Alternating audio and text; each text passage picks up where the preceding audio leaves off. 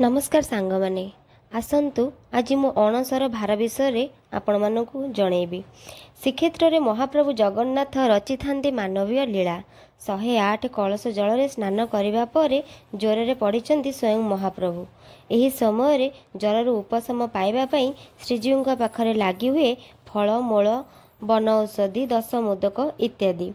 नवकलेवर समय दैतापति माने यही देहुली मठ ठारे तपस्या करी दारु संधान पाई थांती। तेणु महाप्रभुंकर इंतुड़ीशाल बोली देउली मठ को कह जाए। काकटपुर देउली मठरू पारंपरिक शगड़ गाड़ी रे अणसर सेवा पाई फलहार पठा जाइछि।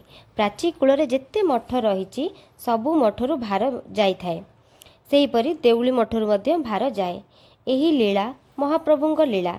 आम पारिवारिक आमर परिवार भितर जेकोसी बंधुकर जदि क्या ज्वर हुए कि देह खराब हुए आमे साहाय्य सहानुभूतिर हाथ बढ़ाई दे था। ठीक सेहीपरि भाव महाप्रभु हेउचंती प्रति ओडिया घरर मुख्य मुरबी, प्रति ओडिया परिवार मुख्य अतिथि। जेकोसी मांगलिक कार्य हेले आमे महाप्रभु निमंत्रण करिथाउ।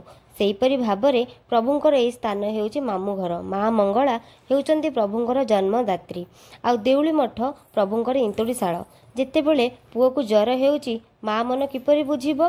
तेणुकरी जे दुनिया को चलाउची आज सी असुस्थ होई पड़िछि। तेणु माँ को पाखरु प्रभु को सुस्थ करबा पई जाइछि भार। यही भार खाई प्रभु सुस्थ होई जिबे। प्रभु सुस्थ होई नव यौवन होई आमको रथ यात्रा दिन महाप्रभु दर्शन देबे। यही अणसर भार देउली मठर आखपाख सबु गाँव संग्रह करा जाई थाए। सबु परिवार रे सदस्य माने श्रद्धा सहित भार सहित किछि फलमूल शगड़ गाड़ी पाखरे पहुंचाई दे। देउली मठ ठारू श्रीक्षेत्र प्रायतः 50 किलोमीटर। ता भितरु समस्ते शगड़ गाड़ी रे भार नदा हुए। आउ किछि लोक माने चाली चाली भार को नहीं पहुंचाई थांती। सेवायत माने एई भार को आदर सहित ग्रहण करि थांती एवं किछि पूजा विधि मध्ये होई थाए। एई पूजा एही परि भावरे जगन्नाथंकर अनेक लीला रहिछि। अनेक लीला मध्यरु ये मध्य गोटे लीला।